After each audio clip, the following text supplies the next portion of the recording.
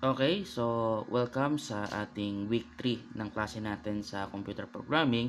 And right now, kung mapapansin nyo, wala akong PowerPoint presentation kasi live natin gagawin yung ating mga ituturo. So we are now going to focus on web browser. Ngayon, pag sinabi nating web browser, it is a application software na kung saan ginagamit para makapag-view tayo ng mga websites on the internet. So ang example ko ngayon, ang ginagamit ko ngayon is yung Google Chrome. So, on my desktop, makikita nyo dito yung aking Google Chrome icon. So, pag dinouble click natin yan, dadalhin niya tayo dito sa ating application software. So, may naka-open na ako. Ito yung aking naka-open na file. And there are other types for web browser na kung saan ginagamit din para makapag search tayo or makapag-browse tayo sa ating website o sa mga websites gamit ang internet. Example niyan yung Mozilla Firefox, yung Safari, meron din tayong Opera, meron tayong Microsoft Edge, at sa mga mobile phones natin ay we have different devices or different applications na kung saan nagagamit natin para makapag-browse tayo sa ating internet. So, here are the some parts. So, ang gagamitin natin ngayon is Google Chrome. Ito yung mga parts na kung saan makikita natin ano yung mga functions ng mga parts ng Google Chrome para mas ma-maximize natin yung paggamit sa kanya. So first punta tayo dito.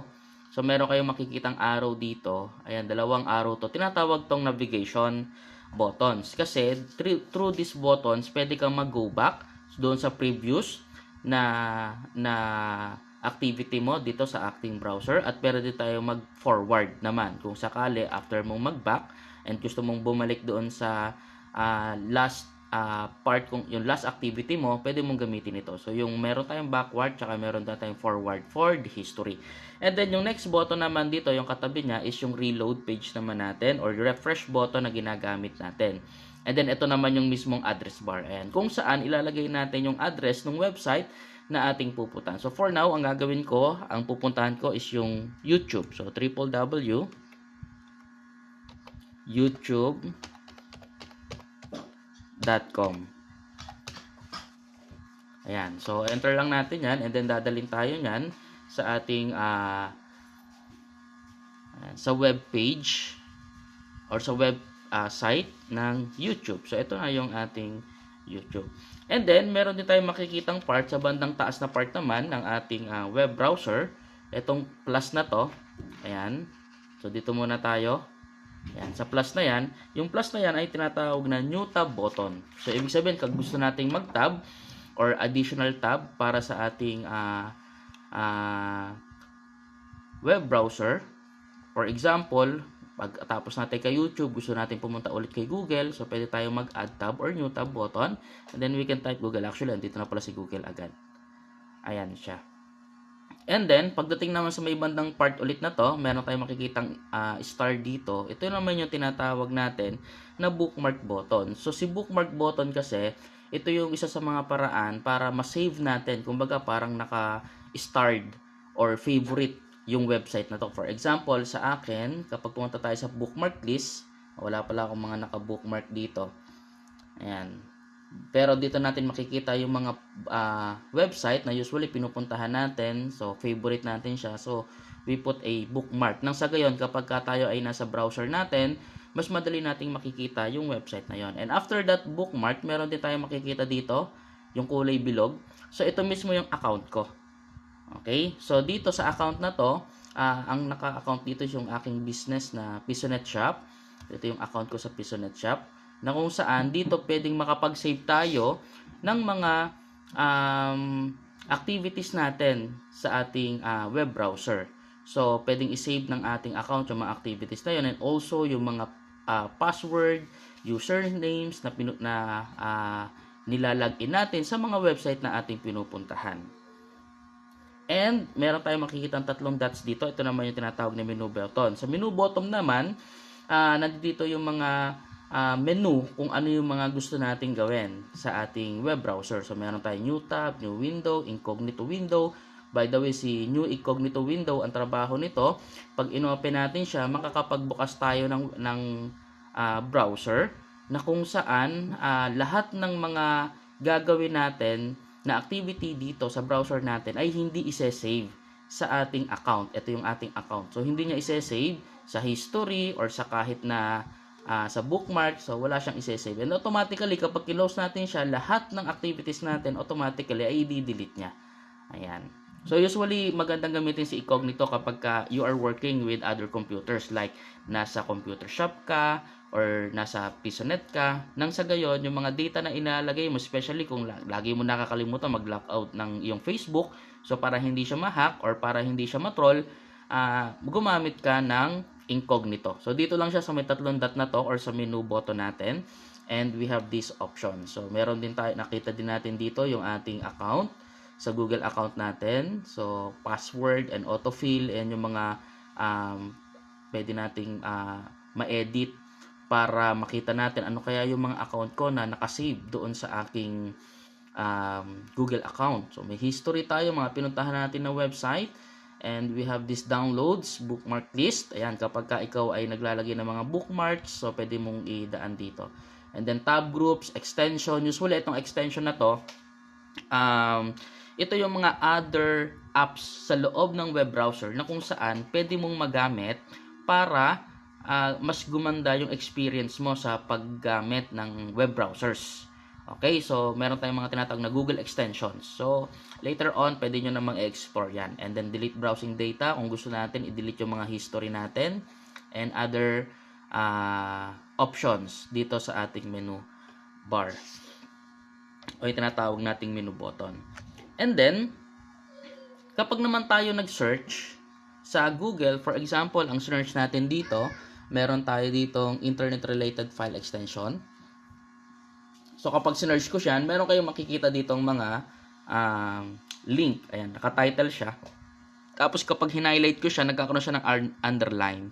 Kapag in-underline ko to, ayan, ay pagka tinuto ko yung aking cursor or yung ating mouse point sa title na ito, ayan, nagkakaroon siya ng underline. So, ito naman, ito yung mga tinatawag na hyperlink.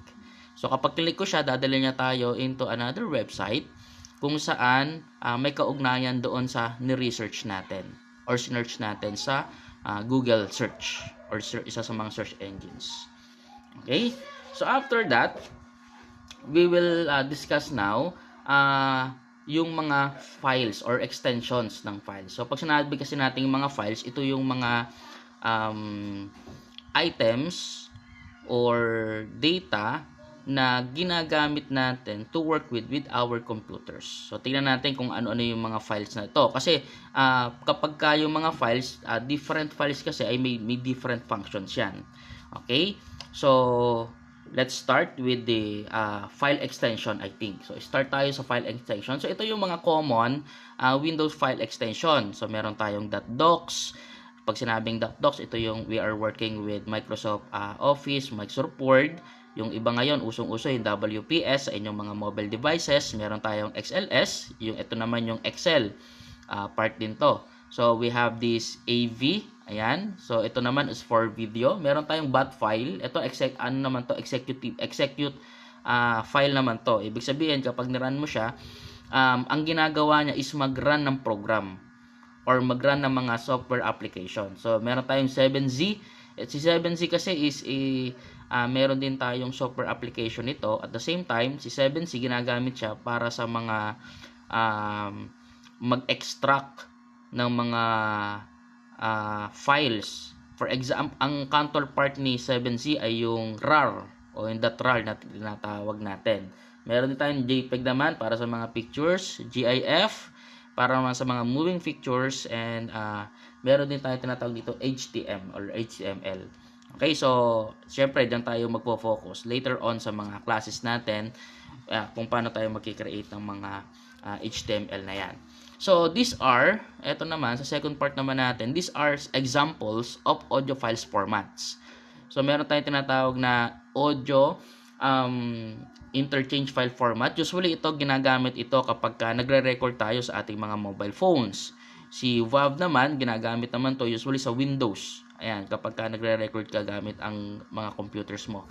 So, most of these, maybe we are not familiar, pero ito yung mga file types ng mga audio file formats. Meron din tayo dito tinatawag na, ito muna pala, yung M4A. So, si M4A, ginagamit to usually sa mga video camera. Ayan. Tapos si MP3, syempre, alam naman natin yan when it comes sa mga music na or audio music na ginagamit natin or we want to play or download in our mobile devices or even in our computers, personal computers or laptops. Ang mga audio files natin sa mga sounds or sa mga kanta ay usually MP3 tsaka MP4. Yan. And punta naman tayo sa image file formats. Ito naman yung mga example na mga images kapag bubuksan natin siya. So, meron tayong JPEG, .jpeg, meron din tayong TIFF, meron din tayong raw image format, meron din tayong tinatawag na BMP file format. Okay? Also si PDF ay consider as image file format. Bakit kasama si PDF sa image file format? Kasi kung mapapansin nyo, kapag yung file ninyo, sinave nyo as PDF, madalas, you cannot copy it. So, hindi mo basta-basta na-highlight o nakokopya yung mga information sa loob ng PDF kasi nga, nakasave siya usually or consider siya as image format. Then, meron din tayong tinatawag na medium meta file, Windows meta file. Okay, so usually kapag yung mga pictures na to ay galing sa camera ng inyong mga laptops, kagaya ng gamit-gamit ko ngayon. Meron din tayong tinatawag na wireless application protocol. So, si wireless application protocol ay kakasama din siya usually. Okay, sorry for the interruption and let's continue. So, meron din tayong bitmap. Ayan. So, ayan yung mga examples for image file formats or file extensions na nagagamit natin sa mga images para ma-open natin siya in a right application software. Meron din tayo ditong executive or tinatawag nating executable file formats. So, ito yung mga .exe. Usually, makikita natin yan kapag meron tayong ini-install na software application kagaya ng Google Chrome or web browser na tinatawag natin. Usually, pag dinownload natin yan on the internet, ang file na lalataw sa kanya is .exe. Kasi ibig sabihin, executable. So, yan ay isa sa mga file format na makikita natin kapag we want to install yung mga software application on our computer. So, meron din .com dito, .bat. So, usually si .bat, ito ay nakukuha natin sa CMD or command prompt. Or meron din tayo CMD pala dito. CMD. And then, we can also work with MSI or C.cpl, .dll. Ayan. .system. Meron din tayo dito. .pif, .ps1. So, usually, itong mga executable file formats na to, makikita natin yan kapag we want to install on application software sa ating mga computers. Siyempre, pagdating sa Mac OS, iba rin yung ginagamit sa kanya. So, meron tayo ditong tinatawag na .app or .app, .dmg, .package, or .pkg. Siyempre, pagdating naman sa Android, iba din. So, APK naman ang ginagamit natin kapag Android naman yung ating pag-i-installan. And ito naman yung mga common internet file extensions. And I think we will end here sa mga file extensions na to kasi ito hopefully ay matapos natin. So, syempre yung HTML kasi yung ating course o yung course ninyo na TVL o computer programming, nakafocus siya sa HTML. Okay? So, .NET siya. So, HTML, CSS, and JavaScript. Ito. So, hopefully ay umabot tayo hanggang JavaScript. Pero based on my experience talaga sa klase, dahil maiksi lang yung time na meron tayo, usually HTML, tapos meron ko short background ng CSS. Pero tignan natin, hopefully hanggang JavaScript ay makuha natin. Kung maabot pa nga natin yung PHP, kasi yung PHP naman ay ginagamit naman for networking, much better. Ayan. So, ito yung mga common internet file extensions. So, ibig sabihin, when we are working with web browsers or websites, ito yung mga usually makikita natin dyan para mas mapagana natin ng maayos yung ating mga website. So, HTML, CSS, JavaScript, PHP, ASP, .xml, XML, XHTML. Okay? So, upgraded version na ito ng HTML, and more. Ayan. So, ngayon, paano ba gumawa ng file na naka-HTML format? So, pupunta lang muna tayo sa aking desktop. Ayan. So, first, gawa muna tayo ng folder. This is very important kasi medyo papahapyawan natin yung introduction natin sa HTML. So, right-click, and then new, and then select mo yung folder. Okay, so ito yung folder natin.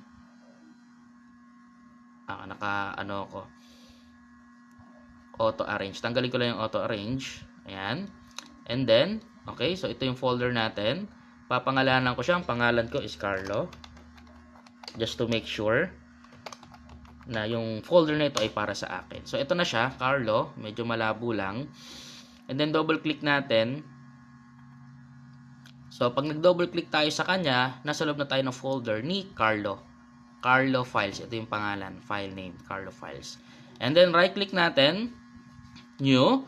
And then, meron tayong makikita dito na other software.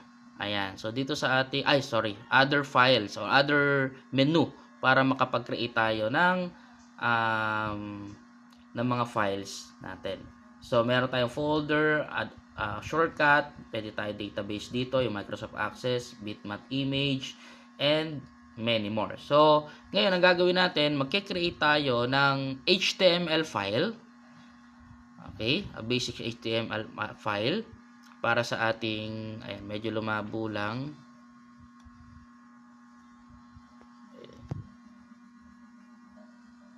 So, search lang natin yung notepad dito sa ating Windows menu.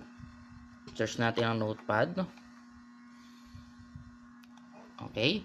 And then, pag na-open na natin yung notepad, pwede siguro ilagay ko dito yung pangalan ko. So, Carlo Cruz.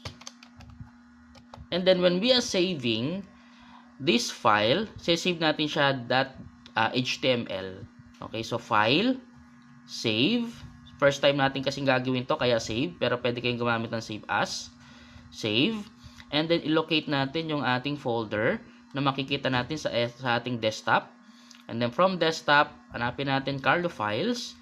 And then, from here, mapapansin nyo meron siyang nakalagay na .text. Tsaka dito naman, for other documents, text documents. So, gagawin natin all files. And then, lalagyan ko siya ng file name. So, lalagay ko is first HTML file. Siyempre, ang file type niyan, .html. Ayan. So, save lang natin siya. Okay, so makikita nyo ngayon dito sa aking folder. Okay, medyo tignan ko lang kung mapapansin. Hindi pala makikita. Ayan. So, makikita nyo lang dito sa aking folder. Ayan. Meron ng file dito. Tapos, sa file type niya, ito yung file type, makikita mo Chrome HTML document. So, ibig sabihin, nire-read niya itong HTML file natin o yung file na ito as web browser file extension. So, pag dinoble-click ko siya, mag-o-open yung Google Chrome natin and tingnan natin kung ano yung lilitaw doon sa interface niya. Double-click ko lang. So, ito na siya. Ayan. So, ito na yung itsura ng ating file. At, ito yung aking tinype kanina. Carlo. Ayan. So, you can try it using on your computers. Pero, tuturuan ko rin kayo na somehow medyo magkaroon tayo ng background sa pagko-code gamit ang ating mga mobile devices. Especially, hindi ko naman alam kung lahat sa inyo mayroong mga computers, pero mas maganda you work with computers kasi mas mabilis kayo makakapag-type. At the same time, ay yung mga files niyo mas madali nyong makikita compare kapag when working with our mobile devices, especially when we are program web browser or HTML files sa ating mga mobile devices. So, I think yun lang. So, if you have questions, don't hesitate na mag-send kayo ng personal message sa akin or you can send a comment sa ating Silid Classroom or sa ating group chat para ma-address yung mga questions na yan. So, yun lang. Maraming salamat and God bless.